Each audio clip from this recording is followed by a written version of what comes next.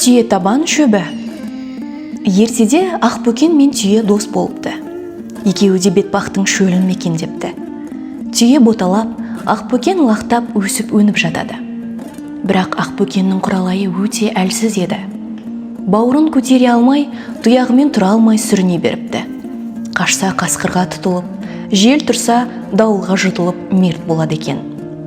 Елігінен айырылған Ақбөкен зар жылап, көз жасы құрғапты. Желіні сүтке толып, көңілі мұңға солып, қайғысы өзегін өртепті. Көз жасы сорғылап ағып, кейін қарадаққа айналып кетіпті. Киіктің көзінің астындағы қара сызық осыдан қалған екен. Түйенің киікке жаны ашиды. Содан күнде сахар мезгілде тәңірге боздап мұңын шағады. Құдай сахарда тілеген тілекті қабыл алатын еді. Ол түйеге: «Әй түйе, табаныңмен жерді қатты бас. Сол жерден бір шөп өсіремін.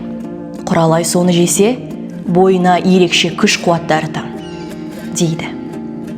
Түйе қуанып кетіп, бар салмағымен жерді басады.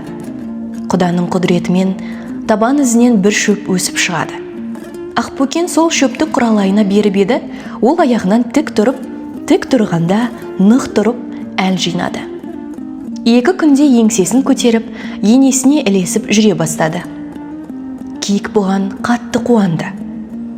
Түйе Ақбөкеннің елігі қиналмасын деп, табанымен жерді баса түсті.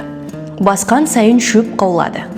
Осыдан бастап, бұл шөпті жұрт түйе табан атап кетіпті.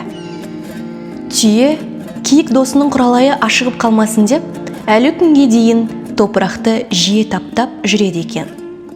Оның табаны тиген жерден түйе табан деген шөп өсіп шығады деседі.